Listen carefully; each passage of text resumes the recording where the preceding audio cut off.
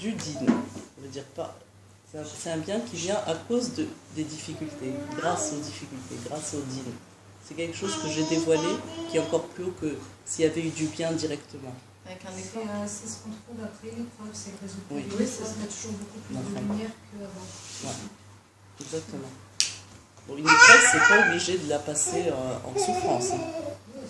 C'est-à-dire réussir une épreuve, c'est pas avoir souffert et après dire j'ai réussi l'épreuve, je m'en suis bien sortie, je suis pas morte. Ça veut dire on peut passer une épreuve sans avoir souffert du tout. Il y a une épreuve, on sait comment l'appréhender, on la passe et elle se dévoile comme étant du bien beaucoup plus haut que s'il n'y avait pas eu l'épreuve. Ouais. Alors, le premier jour, Dieu crée la lumière. Premier millénaire, tout est luminaire. Tout est lumière. Le premier jour, le premier millénaire, les premiers 1000 ans. Deuxième jour, Dieu crée la marloquette, le désaccord.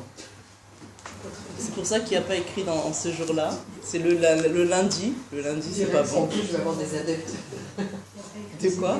Deuxième jour, il n'a pas traîné la marque. Ouais, tout de suite. En plus, il a créé le peuple d'adeptes. Ouais, de marloquette. On est des spécialistes.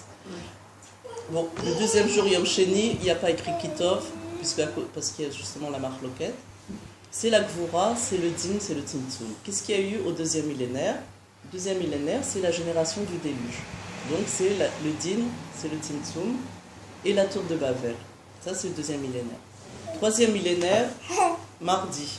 Alors le mardi, c'est pas mal Kitov. Donc c'est encore, on revient après Chesed, Gvura, maintenant c'est Tiferet. Tiferet, c'est pour ça qu'il y a pas mal Kitov. Pourquoi? Parce que c'est encore mieux que le Tov du Chesed. Donc c'est la Tiferet qui relie le Chesed et la Gvura. C'est quelque chose de nouveau. C'est le milieu, c'est quelque chose de nouveau. Et ça, c'est la génération de Avraham Avinu et du Matan Torah. Qui vient toujours après un Yom de Din. C'est-à-dire après 1000 ans de Din, il y a la génération de Matan Torah et d'Avraham Avinu. Le quatrième jour sont créés le soleil, donc on revient à la lumière encore. Le soleil, la lune, les étoiles. Encore de la lumière. C'est Netzach, c'est-à-dire c'est encore du Chesed.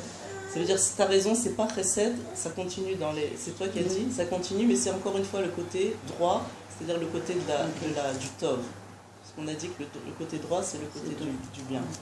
Donc le Netzach, qu'est-ce qui se passe le quatrième millénaire? C'est l'époque du Mishkan, Beit Amidash Arishon Ve'Asheni.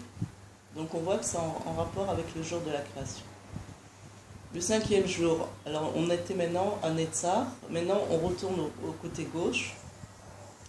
Od, le Od, donc c'est encore un jour de Tzimtzum et de Din, parce que c'est le côté de la Gvura, le côté gauche.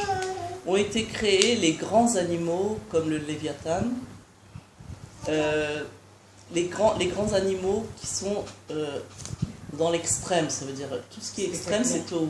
Ouais. C'est Tohu, ça veut dire qu'il n'y a pas d'équilibre. Donc c'est encore une fois un din. Encore une fois un din. Et qu'est-ce qu'il y a le cinquième millénaire? Qu'est-ce qu'il peut y avoir comme din? Trouver? Si le quatrième millénaire c'était Beth Amikdash, C'est l'exil. c'est la destruction. Destruction du temple. Cinquième millénaire, destruction du temple.